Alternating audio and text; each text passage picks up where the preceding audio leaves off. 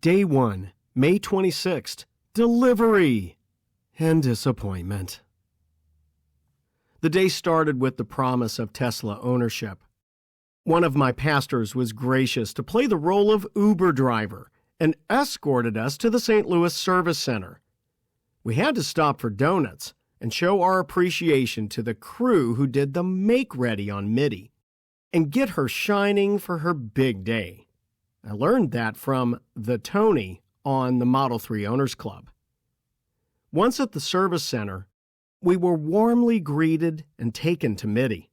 She was there along with 3 other Model 3s and 2 Model S's being delivered that day. This in a place that seems to be the smallest service center in the nation. No rush as we went through the Model 3 Owners Club checklist. Search for this on our forums. You'll find several good examples. All was good except for a small pucker inside the right rear door seal. No leak, but just cosmetic. We'll fix during a future service. We then proceeded to set up the phone key. I already had turned off battery optimization with the Tesla app on my Pixel 2. It's an Android setting. This is known to make the phone key work much more reliably. We couldn't initially pair our phone, though. Our delivery specialist also tried from his phone, and Middie wouldn't respond to pairing. So a 2-scroll wheel reboot was in order. Immediately after, pairing was working.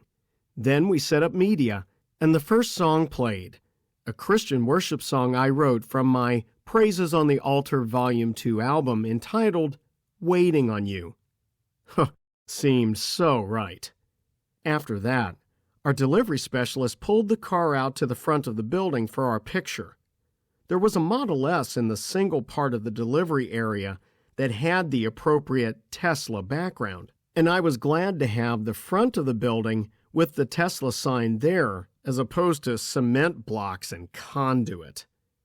We then signed one last time to accept the car. Now, the motor vehicle purchase agreement was, of course, signed the day before, so I could go get money. Pictures taken, and we get into Middie. Our dream is now reality. Then our first drive. And what a drive! Ride and drive was beyond my expectations. Middie inspired confidence. The Gen 2 seats were so supportive and comfortable. We tried a little acceleration. Whoosh! We were delighted with having regen braking again. I've had a first-gen Chevy Volt and a first-gen Nissan Leaf in my past. You need to watch your speed if you're not using cruise or EAP. Man, this car can scoot, and so smoothly. You look down and say, wow, I'm speeding. A bunch. As planned, we listened to the Spotify Model 3 Midnight Silver Road Trip playlist I created and have shared here on the club and on Facebook. And man, what a stereo! Very clear, smooth, and that bass. Close to home, autopilot finished calibration. The promise of a holiday weekend enjoying our new car was ahead of us. Pulled into the garage and remembered what it was like to have parking assist again.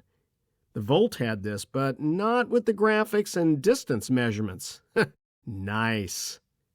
Tried out plugging Middie into my old GM-made Voltec 240-volt J1772 charger using the adapter. Worked with the Volt.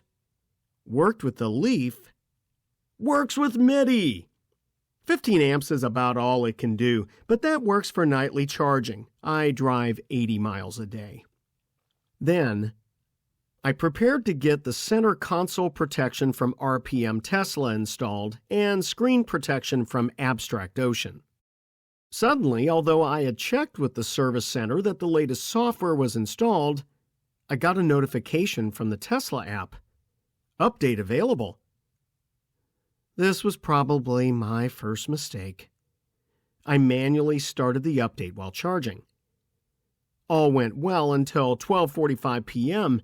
when I noticed the screen said in the upper left, "Charging completed." I had set the charging limit to 80% as I should to maximize longer-term range. but the touchscreen was frozen, and the Tesla app wouldn't connect. No problem. Second reboot in the day. Applied pressure on the scroll buttons. The screen went blank and hasn't lit up since.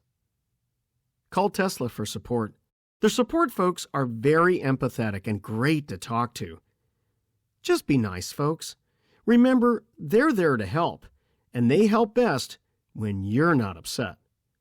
He checked the telemetry and said, "Looks like the firmware is updating. Give it another hour or so."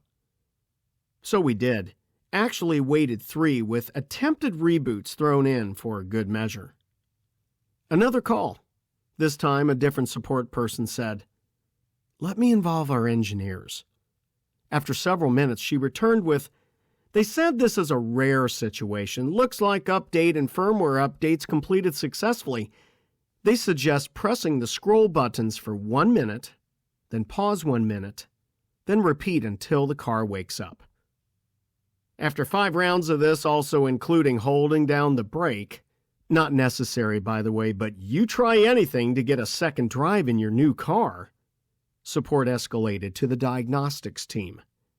Since then, 1 additional call to Tesla support to understand my options. As I have another car, I didn't want them to go to the trouble of getting me a loaner, especially on a holiday where I'm sure some of them are catching a much-needed break. Our day ended with folks at church disappointed that they couldn't see Middie. And while I was disappointed too, I was also thankful that this happens before our road trip to Yellowstone in June, and happy I had installed the protection products, albeit not professionally, but good enough to prevent scratches. So then we started thinking about #Middie Goes to Yellowstone, where we were going to share the details of our trip and meet with others at Superchargers on our way.